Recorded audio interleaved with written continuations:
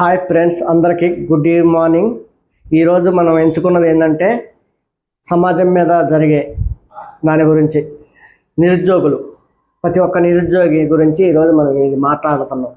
అన్న, మీరు జాబుల కోసం కష్టపడి వాళ్ళ కాళ్ళు వీళ్ళ కాళ్ళు పట్టుకొని మీరు జాబులు సంపాదించుకున్నామని మాటలు పడుకుంటా చేసుకునే బదులు మీరు ఒక బిజినెస్ ఎంచుకోండి అన్న. మీ లైఫ్లో ఏదో ఒకటి మీ బిజినెస్ ఎంచుకోండి అన్న, మీరు బాగుపడతారు.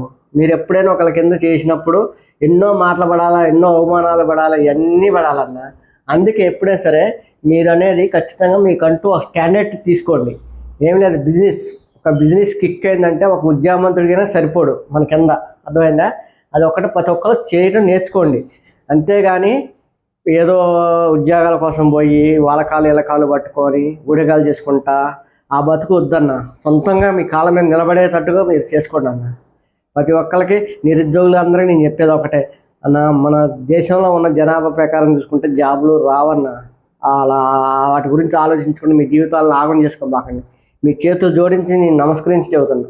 ఒక జాబ్కి 1000 మంది కాంపిటీషన్ ఉన్నారన్న. అలాంటప్పుడు మన తల్లిదండ్రులను ఇబ్బంది పెట్టుకుంటా, బాధ పెట్టుకుంటా, మీకోసం వాళ్ళు కష్టపడుకుంటారు. ఏం పగలు పాము అనక పురుగు అనక చాలా పనులు చేసుకుంటా ఎంతో కష్టపడుతున్నారు.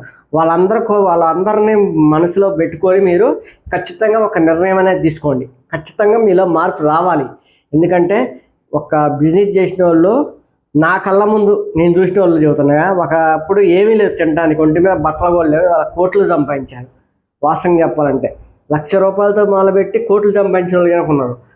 అదంతా మనం చేసే పనిలో బట్టి, మన ఆలోచనలు బట్టి వస్తాయి. కానీ ఫ్రెండ్స్, వేరే ఏమీ రావు.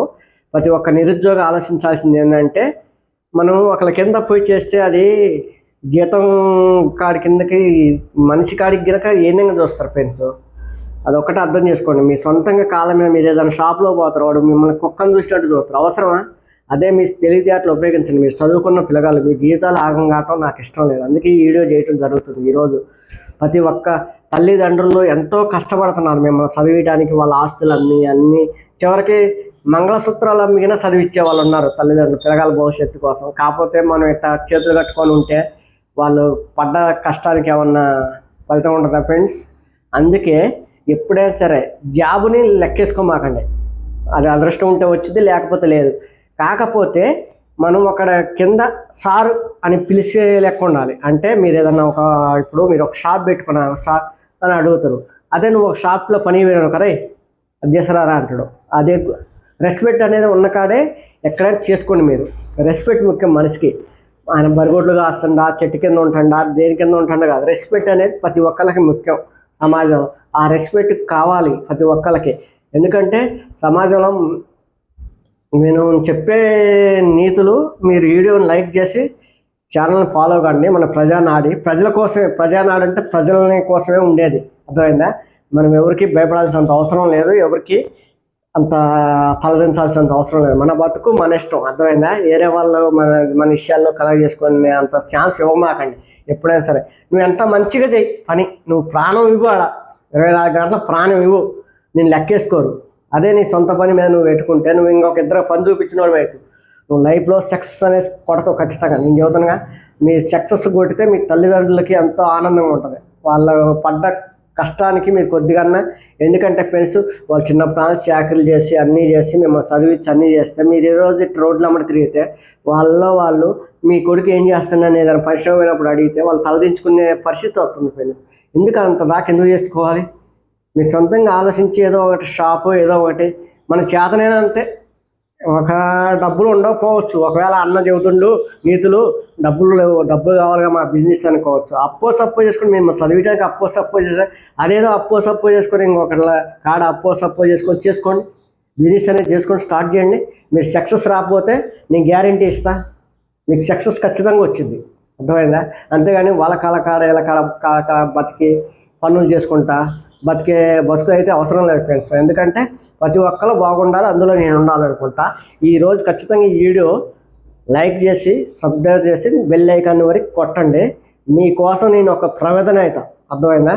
మీకోసం నేను ఒక సమిధన అవుతా. మీకు నేనున్నా తోడుగా. నా ఛానల్ ఉంటుంది, అర్థమైందా? మీరు మంచిగా భవిష్యత్తులో మీరు ఏదైనా బిజినెస్ ఆలోచనలు కావాలంటే అడగండి, చెబుతా. దానికి కూడా సొల్యూషన్ చెబుతా. ఎలా పోతే ఆడ పని అయిద్ది అనేది సొల్యూషన్ చెబుతా. మిమ్మల్ని ఖచ్చితంగా ఎవరో ఒకరు ఆదరిస్తారు, మీరు ఖచ్చితంగా ఒక స్థాయిలో పోతారు. ఆ నమ్మకం నాకుంది.